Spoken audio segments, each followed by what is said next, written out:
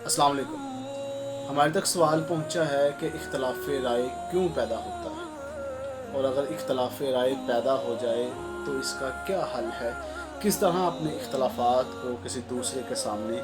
पेश किया जाए। सबसे पहली बात, बुनियादी बात हमने ये सीखनी है कि इख्तलाफ राय पैदा क्यों होता है,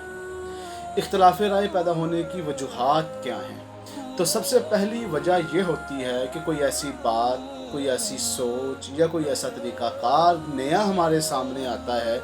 जिससे हम अभी तक बिल्कुल नाबलद होते हैं, हमें कोई उस चीज़ से वाकफियत नहीं होती, तो हम उसका रद्द कर देते हैं। दूसरी चीज़, हम उस चीज़ से इख्तलाफ राय पैदा करते हैं जो हमें पसंद नहीं होती, दो चीज़ें। तीसरी चीज़, हम उस चीज़ से भी इख्तलाफ राय पैदा करते हैं जो हमारी रवायात के, जो हमारी तहज़ीब के और जो हमारे कल्चर के ख़िलाफ़ हो, हम उससे इख्तलाफ राय पैदा करते हैं और उसको यकसर रद्द कर देते हैं कि ये हमारा हिस्सा नहीं है, हम ये काम नहीं करते। ये 3-4 वजूहात होती हैं जिसकी बिना पे इख्तलाफ राय पैदा हो सकता है। अब चूँकि हमारी तारीख़ इस्लाम है, तो हमें सबसे पहले देखना चाहिए कि जब इख्तलाफ राय पैदा हुआ तो वो किन बुनियादों पे पैदा हुआ।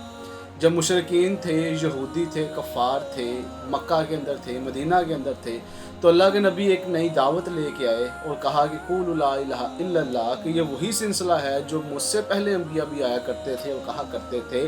कि तुम बंदों की खुदाई से दूर हट के, बंदों की सरबराही से, बंदों की ग़ुलामी से दूर हट के एक अल्लाह की ग़ुलामी में आ जाओ और कह दो कि कुलू ला इलाहा इल्लल्लाह। यहाँ पे इख्तलाफ जो पैदा हुआ उसकी 5 से 6 वजूहात थी।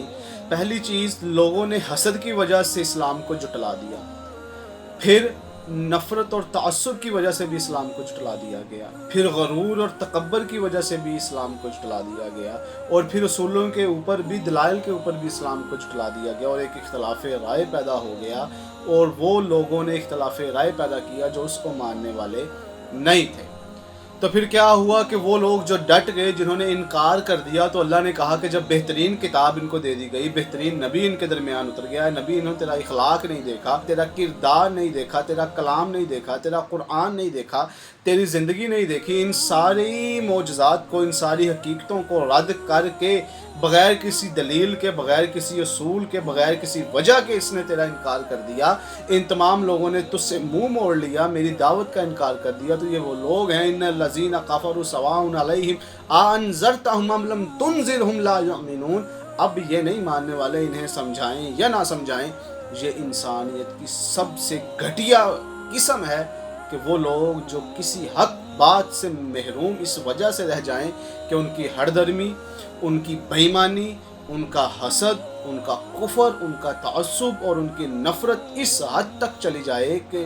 दुनिया का रब भी कहे कि अब इन्हें कहा जाए या अब इन्हें कुछ समझाया जाए या इन्हें ना समझाया जाए, अब ये यकीन करने वाले नहीं हैं, अब ये ईमान लेके आने वाले नहीं हैं। इन लोगों ने बग़ैर किसी वजह के तेरा रद्द किया है, लिहाजा अब इनको समझाना और ना समझाना एक बराबर है।